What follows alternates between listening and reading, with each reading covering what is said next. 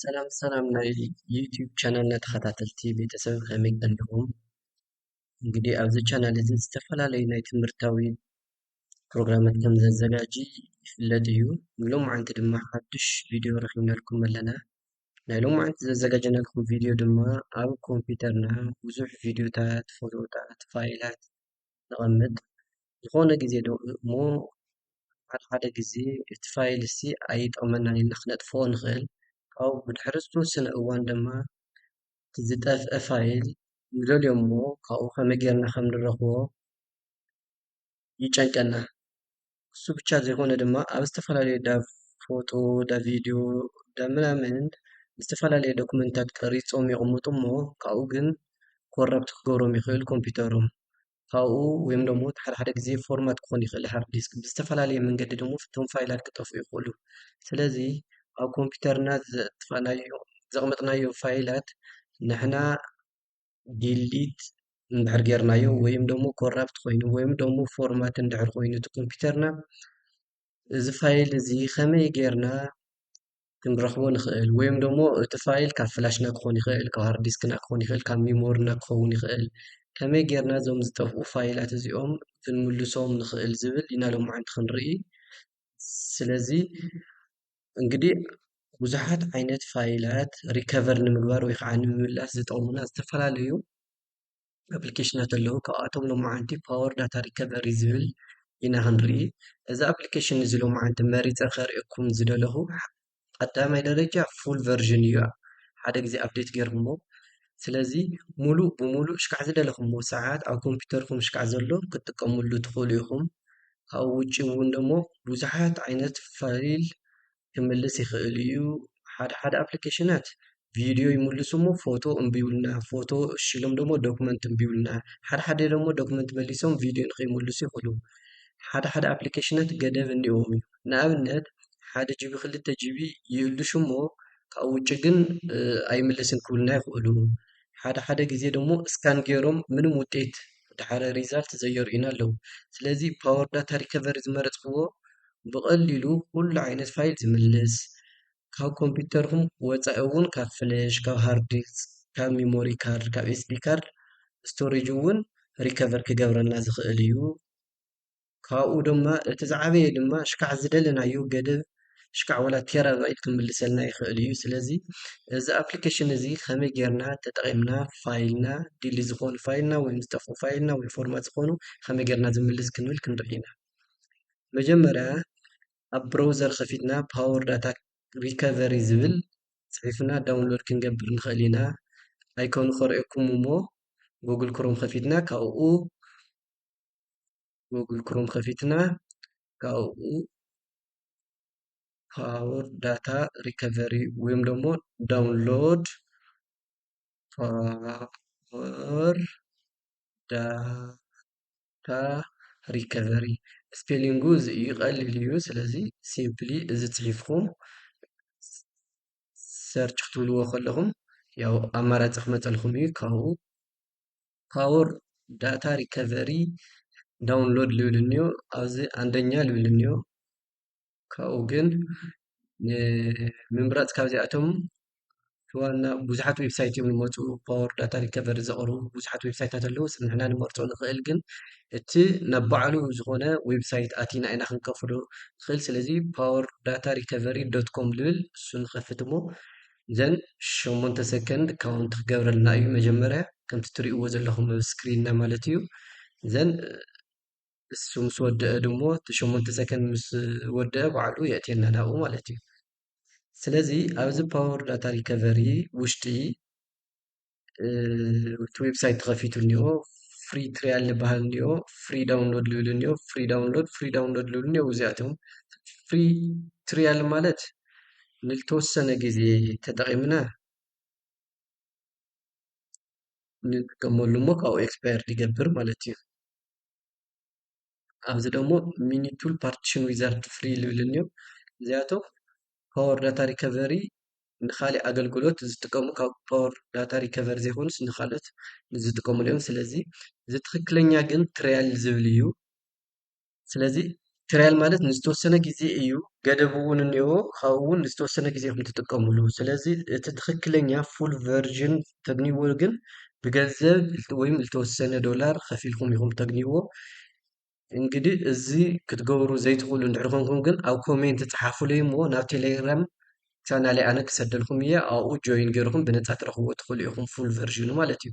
ስለዚ ኮሜንት ኣብ ቴሌግራም ፕሊዝ ሴንድ ሚ ዝብል ፃሓፉለይ እሞ ሕዚ እናበፃዕና ክእትልኩም መጀመርያ ኣብቲ ዘቕመጥክዎ ኣነ ዳውንሎድ ገይረ ናብኡ ክወስደኩም እሞ ከመይ ጌርና ከም ንፅዕኖ ብሓደ ክንርኢ ኢና ማለት እዩ። ኦኬ ኣብዚ እትሪእዎ ኣለኹም ፓወር ዳታ ሪከቨሪ ፉል ኢሉ 4.1.1 ዝብል እኒኦ ከነ ኣክቲቬተሩ ከነ ክራከሩ ከነ ሲሪያል ነምበሩ እዩ ብሓደ ዘሎ እዚ ክኸፍቶ እሞ ካብኡ እዚ ፎልደሩ ከፊተ ኣብዚ ከም ትሪእዎ ዘለኹም እታ ሴት ኣፕ ኣብዚኣ ክነጀምራ ንኽእል ኢና ማለት እዩ። የስ ንብሎ እዚ ካብኡ ኔክስት ንብሎ ከም ማንኛውም ኣፕሊኬሽን ኢና ኔክስት ኔክስት እናበልና ክንፅዕኖ ንኽእል። ስለዚ የስ ንብሎ ይኸይድ። ኣብዚ ሰሌክት ኣዲሽናል ታስክስ ኣብ ዲስክቶፕ ኣይኮኑ ምንታን ከቕመጠልና ቸክ ንገብሮ ማለት እዩ። ስለዚ ኔክስት ንብሎ ይፅዕነልና ማለት እዩ። ስለዚ ፅዕናዮ ኣለና ማለት እዩ። ስለዚ ምስ ከፈትናዮ ኣውቶማቲካሊ ተኸፊቱ እኒኦ ኣክቲቬት ንምግባር ሬጅስተር ኦር ባይ ዝብል እኒኦ እሳ ክሊክ ንገብር እሞ ኣብዚ ካብኡ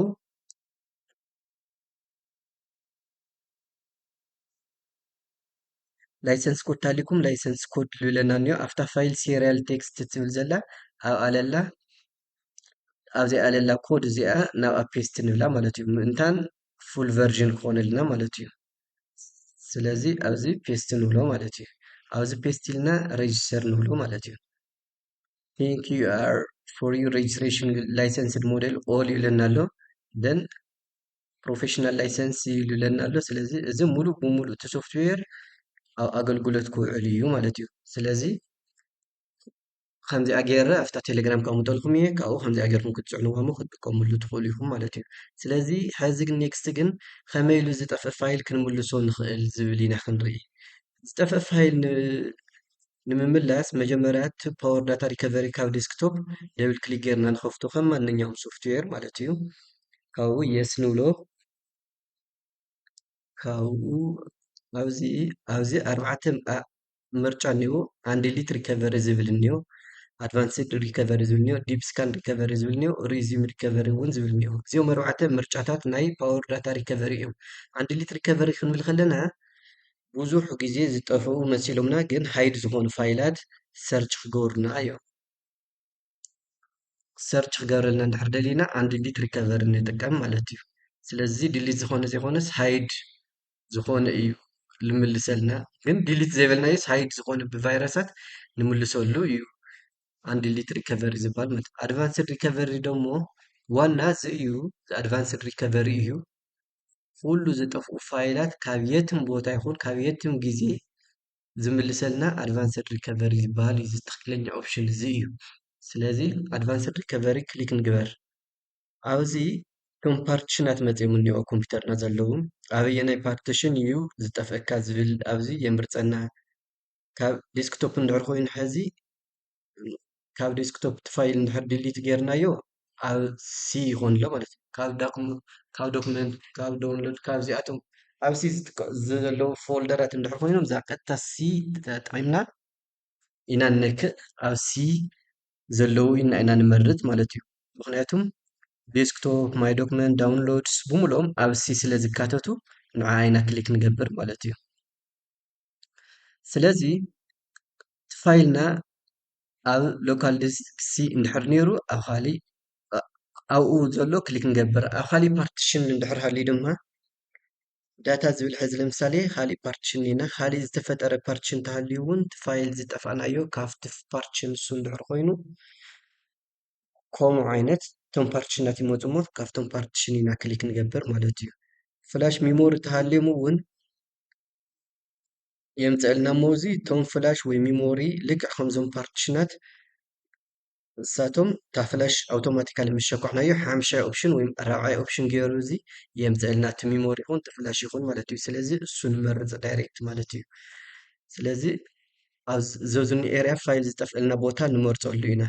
ንኣብነት ናተይ ሕዚ ናይ ዴስክቶፕ እንድሕር ኮይኑ ሎካል ዲስክ ሲ ይመርፅ ካብኡ ፉል ስካን ይብል ማለት እዩ። ስለዚ እቲ ሲ ናተይ ስካን ይገብር እሞ እቶም ፋይላት ኢሎም ዝፀርፉ ፕሮሰሱ ብጣዕሚ ይነዊሕ ግን ኣነ ነቲ ቪድዮ ሕፅሮ ሕፂረ እንትን ክገብረኩም ይኽእል እየ ምክንያቱም ግዜ ዝወስድ ከም ብዙሕ ጂቢ እንድሕር ኮይኑ ኮምፒውተርኩም ብዙሕ ታይም ይኸውን ንእሽተይ ጂቢ እንድሕር ኮይኑ ናይ ኮምፒውተርኩም ስቶሬጅ ካፓሲቲ ደግሞ ንእሽተይ እዩ ዝወስድ ማለት እዩ ኣብዚ ሕዚ 23 ደቂቃ ልብል እኒኦ ንቪድዮ ስለ ዘይምቸ ግን ኣነ ቆሪፀ ከርእየኩም ምስ ወድእ ከም ዝወድእ ገይረ ከርእየኩም እሞ ንስኹም ግን ክትውድእዎ ኣለኩም እዚ ክውድእ ኣለዎ ናይ ግድን ማለት እዩ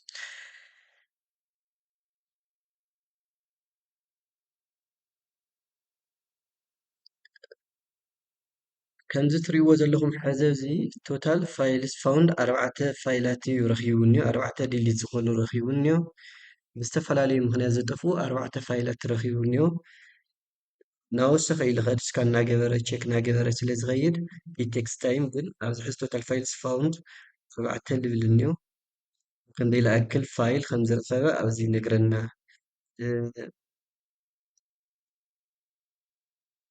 እና ቁፅሩ እቶም ፋይላት ቼክ እናገበረ እዩ ዝኸይድ በተለይ ኮምፒውተርኩም ነዊሕ ዕድመ መዓልቲ እንድሕር ዝተጠቐምኩሉ ኮይኑ ኮምፒውተርኩም እሱን እናተሰባሰበ ስለ ዝመፅእ ብጣዕሚ ናይ ፋይል ቁፅሪ እናበዝሐ እዩ ዝኸይድ ማለት እዩ እሽካዕ ዝውዳእ ኩልህና ክንፅበ እኒአና ግን ነዚ ቪድዮ ስለ ዘይምችኣነ ያው ከም ዝወድእ ገይረ ከርእየኩም እንግዲህ ትሪእዎ ዘለኹም እዚ ወዲኡ እኒኦ እዚ ንሪኦ ኣለና ልክዕ ክውድእ ከሎ እዚ እዩ ዘምፅአልና ፓርቲሽን ዋን ኤንቲኤፍኤስ ዝብል እኒኦ እንደገና ካብኡ ሾው ፋይልስ ትብሉ ማለት እዩ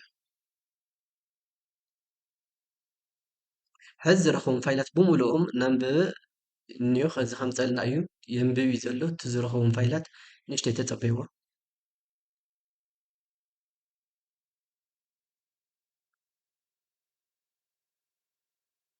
ንእሽተይ ንፅበዮ ኢና ካብኡ ግን ክመፀልና እዩ እቶም ዝረኸቡም ፋይላት ይርኢ ዝገብር ኣሎ እዛ ስቴፕ እዚኣ እሽካዕ ዝውድእ ናይ ምፅባይ ግዴታ እዩ ምክንያቱም ከም ፋይሉ በዝሒ እዩ እንድሕር ዝተረኸቡ ፋይላት ዝጠፍኡ ፋይላት ንእሽተይ ኮይኖም ንእሽተይ ይፀንሕ እዩ ሕዚ ግን ውሕዳት ኮይኖም እንደገና ዳይሬክት የምፀልና ማለት እዩ ስለዚ ኣብዚ ናብ 500 ፋይላት ኣከባቢ እዩ ረኺቡ እኒኦ ግን እቲ ቪድዮ እናቆራረፅኩ ስለ ዘርእየኩም ዘለኹ እዩ እምበር ብጣዕሚ ነዊሕ ሰዓት ክወስድ ይኽእል እዩ ንስኻትኩም ግን ያው ነዊሕ ሰዓት ተፀቢኹም ኢኹም ፋይልኩም ሪከቨር ክትገብሩ ትኽእሉ እቶም ዝጠፍኡ ማለት እዩ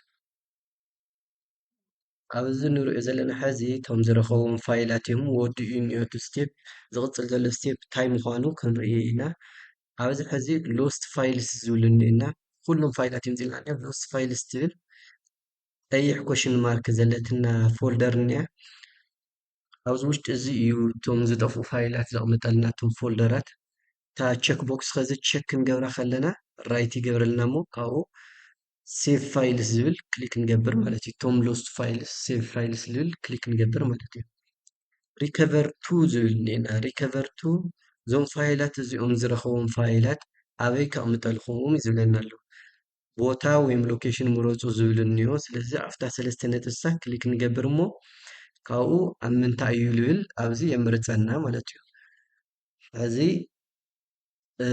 ስፔስ ዘለዎ ናይቲ ፋይል ሳይዝ ብጣዕሚ ዓብዪ እንተኮይኑ ወላ ኣብ ኤክስተርናል ሃርድ ዲስክ እውን ክተቕምጥዎ ትኽእሉ ወይም ደሞ ኣብ ስፔስ ዘለኩም ሕዚ ንኣነ ዴስክቶፕ ክብሎ መስኩ ኢለ ንዓኹም ከርኢ ዴስክቶፕ ካብኡ ከም ትሪእዎ ኣለኹም ፍሪ ስፔስ ናይ ዴስክቶፕካ ክንድዚ እዩ ሪኳየርድ ፋይል ግን እቶም ዘግነኽዎም ግን 5.7 ጂቢ ፋይላት ኣግኒልካ እኒኹ እዩ ዝብለኒ ዘሎ ኦኬ ንብሎ ማለት እዩ በቂ ስለ ዝኾነ 5.7 ፋይል ሕዚ ይምልሰልና ኣሎ ይቕምጠልና እዩ ዘሎ ቀስ እሽካዕ ዝውድእ ቀስ ኢልና ንፅበዮ ማለት እዩ ምክንያቱም በቂ እዩ እቲ ዴስክቶፕ ዘለዎ ፋይል ይኣክል እዩ እቲ ፍሪ ቦታ ኣብ ዴስክቶፕ ዘሎስ ን5.7 ፋይል ስለ ዝኣኽለልና ኦኬ ንብሎ ማለት እዩ እዚ እውን ግዜ ክወስድ ይኽእል እዩ ስለዚ ብትዕግስቲ ንእሽተይ ንፅበዮ ማለት እዩ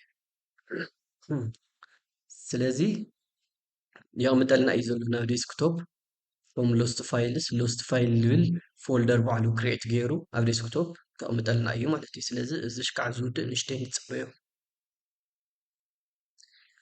Okay, ያው ወዲዩ እኒኦ ሕዚ ከምቲ ትሪእዎ ዘለኹም ወዲኡ እኒኦ the selected files are saved to C users VK desktop እዩ ኣሎ ኣብ ዴስክቶፕ ውሽጢ ኣሎ እሱ ፋይልስ ልብል ማለት እዩ ኣብኡ ቀሚጥለይ እኒኦ ማለት እዩ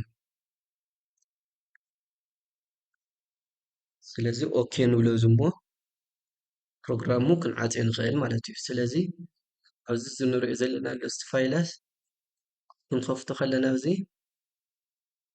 እቶም ዝጠፍኡ ፋይላት ብፎልደር ብፎልደር እናገበረ እዩ ኣቐሚጥልና እኒኦ ስለዚ ነንሕድሕዱ ፎልደር ከፈትና ዝጠፍኡ ፋይላት ክንእልሽ ንኽእል ኢና ማለት እዩ እዚ ዘለዉ ማለት እዩ ብስም እንድሕር ዘይንፈልጦ ከዓ ያው ከምቲ ትፈልጥዎ ያው ብዙሕ ዓይነት ፋይላት ታይፕስ እዮም ንሕና ዘይንፈልጦም ሲስተሙ ፋይል ዘጥፍኦ ቫይረስ ዘጥፍኦም ፋይላት እውን ሲስተም ፋይላት ክህሉ ይኽእሉ ስለዚ ኣብ ቀጥታ ሰርች መፂና ስም ናይቲ ቪድዮ ዝጠፍአና ፋይል ሰርች ጌርና ክነግንዮ ንኽእል ኢና ማለት እዩ ንኣብነት እዚ እቲ ስሙ ስቂልና ኣብዚ ክንፅሕፍ ከለና ከም ሬጉላር ሰርች ንገብሮ ዓይነት ፋይል እሱ ባዕሉ ኣውቶማቲካሊ ሪትራይቭ ገይሩ ክመፅእ ይኽእል እዩ ማለት እዩ እንግዲህ ፓወር ዳታ ሪከቨሪ ብምጥቃም ከመይ ጌርና ብቐሊሉ ፋይል ክንምልስ ንኽእል ዝብል ኢና ሎማዓንቲ ርኢና ካልኣይ ኣማራፂ ድማ ዲፕ ስካን ሪከቨሪ ዝብል ኣሎ ያው ኣድቫንስድ ሪከቨሪ ከም ዝረኣናዮ ዲፕ ስካን ሪከቨሪ ክንርኢ ከለና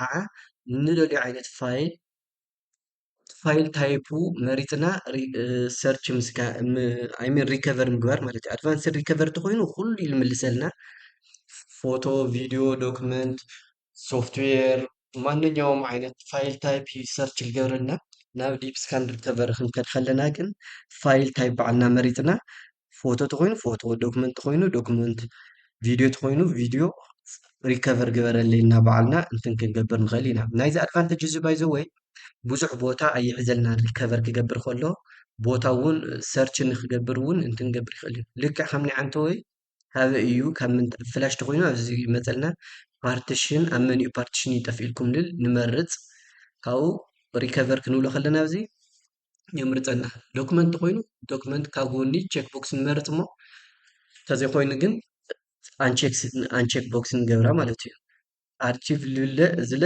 ዚፕ ዝኾኑ ፋይላት እንድሕር ጠፊኦምና ኣርቺቭ ልብለ እዚ ሰሌክት ጌርና ኢና ሪከቨር ንብል እንተዘይኮይኑ ከዓ ነጥፍኦ ማለት እዩ ግራፊክስ ኦር ፒክቸርስ ዝብል እንደገና እዚ ከዓ ፎቶ ናይ ኣዶቤ ፋይል ናይ ፎቶ ፎርማት እዮም እዚኦም ከዓ ፎቶ እንድሕር ጠፊእና ከዓ እሳ ክሊክ ንገብራ እዛ ዝኒኣ ግራፊክስ እንተዘይኮይኑ ከዓ አንቼክስ ንገብሮ ማለት እዩ ኦዲዮ ኤንድ ቪድዮ ዝብል እውን እኒኦ ኦዲዮ ኤንድ ቪድዮ እንድሕር ጠፊእና እዚኦም ቼክ ቦክስ ነብርህ እንተዘይኮይኑ ነጥፍኦ ማለት እዩ ኢሜይል እንተኮይኑ እንደገና ኢሜይል እንተዘይኮይኑ ነጥፍ ኣዘር ፋይልስ ዝብሉ እውን እኒአው ከምዚኦም ዘለዉ ኩሉ እንድሕር ኣጥፊና ንሕና ዝጠፍአና ዓይነት ፋይል መሪፅና ጥራሕ ሪከቨር ክንገብር ንኽእል ኢና ማለት እዩ ንኣብነት ሕዚ ኦዲዮ ወይም ቪድዮ እንድሕር ኮይኑ ቀጥታ ኣብዚኣ መፂና ራይት ንገብራ እዚኣ እሞ ካብኡ ኦኬ ሪከቨር ንብሎ ማለት እዩ ካብኡ ሰዓት ክንደይ ዝኣክል ክውደልና ከም ዝኽእል ኣብዚ ይነግረና ካብኡ ክውድእ ከሎ ከምቲ ናይ መጀመርያ ዝረኣናዮ ከምኡ ዓይነት ስቴፕ ይኸውን ማለት እዩ ስለዚ ሎማዓንቲ ዘዘጋጀኹልኩም ፓወር ዳታ ሪከቨሪ ተጠቂምኩም ከመይ ገይርኩም ፎርማት ዝተገበረ ፍላሻት ኮምፒውተራት ሚሞሪታት ሃርድ ዲስክታት ከመይ ጌርና ፋይላት ሪከቨር ክንገብር ከም ንኽእል ነዚ ይመስል እና ኣብዚ ቪድዮ እዚ ሓሳብ ኣስተያየት ተሃልዩኩም ኣብ ኮሜንት ፀሓፉለይ ቪድዮ እንድሕር ጠቂሙኩም እንድሕር ፈቲኹሞ ላይክ ገበርዎ ንካልኦት ሰባት እውን ክበፅሕ ከዓ ሼር ምግባር ሓውርና ብቴሌግራምን ብፌስቡክን እውን ሼር ተትገብሩ ደስ ይብለና ንቻልና ሓድስቲ ኮንኩም ከዓ ሰብስክራይብ ግበሩ ካልኦት እውን ጠቐምቲ ኢንፎርሜሽናት ስለ ዝህልው ሰብስክራይብ ግበሩ የቐኒየለይ